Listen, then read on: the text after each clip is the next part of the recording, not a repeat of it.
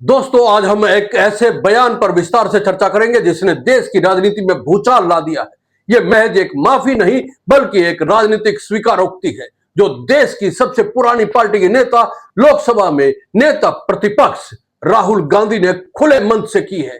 दिल्ली के तालकटोरा स्टेडियम में आयोजित ओबीसी भागीदारी नया न्याय सम्मेलन में उन्होंने स्पष्ट शब्दों में कहा, कांग्रेस सरकार में जातीय जनगणना नहीं करवाना मेरी गलती थी। नमस्कार दोस्तों, मैं हूं प्रदीप डबास। तो दोस्तों, अब सवाल यह उठता है कि क्या यह वक्तव्य आत्मग्लानि की निशानी है या 2029 के लिए एक बड़े राजनीतिक मास्टर प्लान का आगाज? क्या यह उनके राजनीतिक परिपक्वता का संकेत है, यानी कि मैच्योरिटी का, या वोट बैंक को फिर से सक्रिय करने की रणनीति? राहुल गांधी ने मंच से स्वीकार किया कि 2004 में राजनीति में रहते हुए उन्होंने ओबीसी वर्ग की उपेक्षा की। उनका कहना था कि ओबीसी वर्ग का संरक्षण हमें जिस प्रकार से करना चाहिए था, हमने नहीं किया। मुझे अगर आपके मुद्दे और परेशानियों के बारे में उस वक्त पता होता तो मैं उसी वक्त जातिगत जनगणना करवा देता। अब मैं 2004 से राजनीति कर रहा हूं और 21 साल हो गए, और जब मैं पीछे देखता हूं और एक प्रकार से अपनी सेल्फ एनालिसिस करता हूं, मैंने कहां कहां सही काम किया और कहां कमी रही, तो 2-3 बड़ी इश्यूज दिखती हैं मुझे। जमीन अधिग्रहण बिल किया, मनरेगा किया, भोजन का अधिकार किया, ट्राइबल बिल, न्यामगिरी की लड़ाई लड़ी, ये काम मैंने सही किया। अगर मैं थोड़ा पीछे को देखता हूं तो मुझे एक बात बिल्कुल क्लियर दिखती है कि एक चीज में मेरी कमी रही थी। क्या थी? जो ओबीसी वर्ग है उसका जिस प्रकार से मुझे प्रोटेक्शन करना था मैंने नहीं किया। मेरी रिग्रेट क्या है कि अगर मुझे आपकी हिस्ट्री के बारे में, आपकी इश्यूज के बारे में थोड़ा सा भी ज्यादा मालूम होता, मैं तभी जाति जनगणना करा देता। वो निकल गया और मैं स्टेज से कह रहा हूं वो गलती है मेरी, और इस गलती को मैं ठीक करने जा रहा हूं। देश को चलाता कौन है? देश को, उसकी, किसी भी देश को उसकी उत्पादक शक्ति चलाती है। और देश में मेन सवाल ये उठता है कि अगर उत्पादक शक्ति देश को कुछ दे रही है, भोजन देती है, औजार देती है, ये इमारतें देती हैं, तो उस शक्ति को अपने खून पसीने के लिए देश क्या देता है?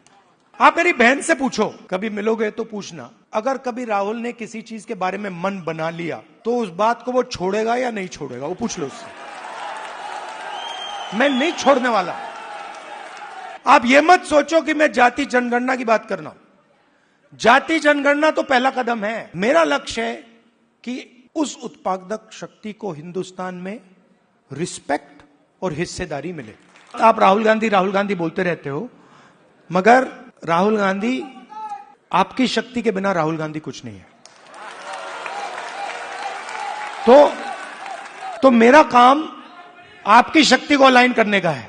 और देश के, मैं ओबीसी वर्ग से, युवाओं से कहना चाहता हूं कि जिस प्रकार से मैंने ओबीसी वर्ग के लिए काम करना चाहिए था, पहले मैंने नहीं किया, अब मैं डबल स्पीड से वो काम। ये वाक्य सिर्फ पछतावे का प्रदर्शन नहीं है दोस्तों, बल्कि एक नई राजनीतिक यात्रा की प्रस्तावना है। तो क्या राहुल गांधी अब नए राहुल गांधी बन रहे हैं? क्या यह भारत जोड़ो यात्रा के बाद भारत गिनो आंदोलन की शुरुआत है? क्या यह उस 90% भारत की लड़ाई है जिसे सत्ता के गलियारों या गलियारे हमेशा हाशिए पर डालते रहे? तालकटोरा स्टेडियम की भीड़ के सामने राहुल गांधी सिर्फ नेता नहीं थे, वह एक ऐसा व्यक्ति बनकर खड़े थे जिसने खुद को समझने की कोशिश की, अपनी विफलताओं को पहचाना और समाज के साथ संवाद स्थापित किया। उन्होंने यूपीए सरकार की उपलब्धियां गिनवाई, मनरेगा, जमीन अधिग्रहण कानून, भोजन का अधिकार, ट्राइबल बिल, न्यामगिरी की लड़ाई, और कहा कि इन सभी पर उन्हें गर्व है। लेकिन जब ओबीसी की बात आती है तो उन्हें खुद को अंक नहीं देने का साहस भी है। उन्होंने इसे अपनी सबसे बड़ी कमी कहा और घोषणा की कि अब वह इस गलती को सुधारने जा रहे हैं। लेकिन सवाल यह भी है दोस्तों, क्या यह पछतावा सच्चा है या सत्ता से दूरी के बाद आई हुई राजनीतिक मजबूरी? क्या राहुल गांधी को ओबीसी की याद 2024 के हार के बाद ही आई है? क्या यह सिर्फ तेलंगाना में मिली सफलता को राष्ट्रीय स्तर पर दोहराने की कोशिश है या वास्तव में यह एक सामाजिक न्याय की क्रांति की शुरुआत है। राहुल गांधी ने कहा कि 21वीं सदी डेटा की सदी है। जैसे पहले तेल सबसे बड़ी शक्ति थी, आज डेटा वही शक्ति है। उन्होंने तेलंगाना का उदाहरण देते हुए बताया कि वहां की कांग्रेस सरकार ने आते ही ओबीसी सर्वे और सामाजिक आंकड़ों का संतुलन शुरू किया। सरकार के पास अब स्पष्ट आंकड़े हैं कि शिक्षा, नौकरियों, प्रशासन, स्वास्थ्य, कॉर्पोरेट क्षेत्र में किन किन वर्गों का कितना प्रतिनिधित्व है। यह डेटा अब नीतियों और बजट आवंटन का आधार बन रहा है। अब सवाल यह है कि जब कांग्रेस सत्ता में थी तब ऐसा डेटा जुटाने की कोई गंभीर पहल क्यों नहीं हुई? 75 साल से ये आंकड़े दबे क्यों है? क्या यह सिर्फ एक वर्ग विशेष को सत्ता और संसाधनों तक सीमित रखने की साजिश थी? और अगर डेटा ही सत्ता का आधार है तो क्या अब राहुल गांधी जातीय जनगणना के जरिए सत्ता की कुंजी यानी कि चाबी ओबीसी के हाथ में सौंपने की कोशिश कर रहे हैं? राहुल गांधी ने कहा कि हलवा आप बनाते हैं लेकिन खाते कोई और है। यह वाक्य सिर्फ एक राजनीतिक तंज नहीं है बल्कि उस आर्थिक सामाजिक असमानता की व्याथा है जिसे भारत के वंचित लोगों ने दशकों से महसूस किया है। जो खेतों में काम करता है, फैक्ट्रियों में पसीना बहाता है, सफाई करता है, वही सबसे अधिक उपेक्षित क्यों है?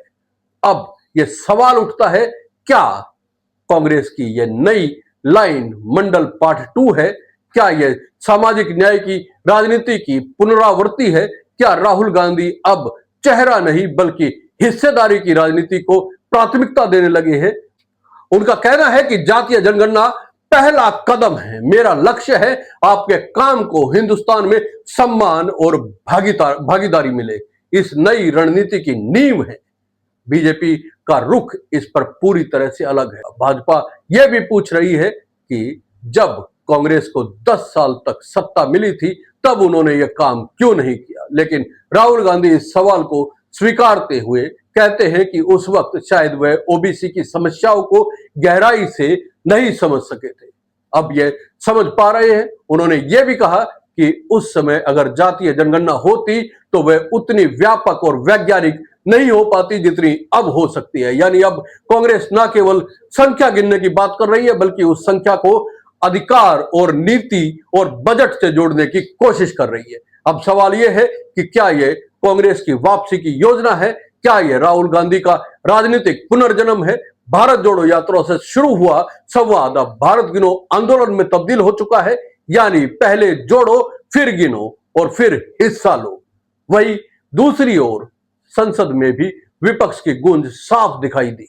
संसद के मॉनसून सत्र में राहुल गांधी, प्रियंका गांधी और खड़गे ने SIR यानी कि स्पेशल इंटेंसिव रिवीजन के खिलाफ विरोध प्रदर्शन किया। SIR के पोस्टर फाड़े गए और डस्टबिन में डाले गए और मोदी सरकार के खिलाफ नारे लगाए गए। सवाल यह है कि SIR को लेकर विपक्ष इतना आक्रोशित क्यों है? बिहार में मतदाता सूची की जांच के नाम पर क्या ओबीसी, दलित, अल्पसंख्यक मतदाताओं को हटाया जा रहा है? क्या यह डिजिटल क्लीनिंग के नाम पर लोकतंत्र की सफाई है या वोट बैंक की इंजीनियरिंग?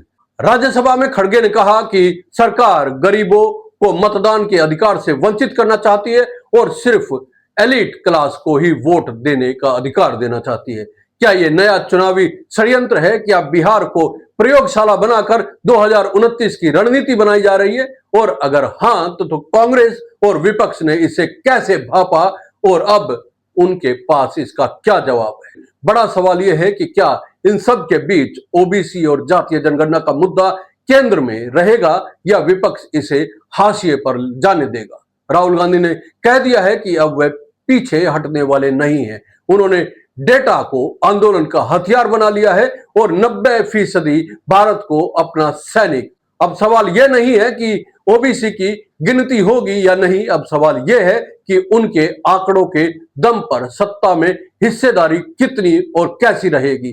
क्या देश इसके लिए तैयार है? क्या बीजेपी इससे डरती है? क्या जनता इसे समझेगी? और सबसे अहम सवाल, क्या कांग्रेस इस लड़ाई को नतीजे तक पहुंचा पाएगी या फिर यह भी एक घोषणा पत्र बनकर रह जाएगी। दोस्तों, इन सवालों का जवाब समय देगा, लेकिन राहुल गांधी का यह बयान आने वाले सालों की राजनीति को परिभाषित कर सकता है। अब आपकी बारी है। क्या आप मानते हैं कि जातीय जनगणना भारत को तोड़ेगी या जोड़ेगी? क्या यह वोट बैंक की राजनीति है या सच में एक सामाजिक न्याय की क्रांति का बीज? नीचे कमेंट में अपनी राय जरूर दीजिए, और अगर आपने अभी तक चैनल को सब्सक्राइब नहीं किया है तो कर लीजिए, क्योंकि यहां पर हम राजनीति की तह में जाकर सच्चाई की परतें खोलते हैं। तो जुड़े रहिए हमारे साथ। नमस्कार, जय हिंद।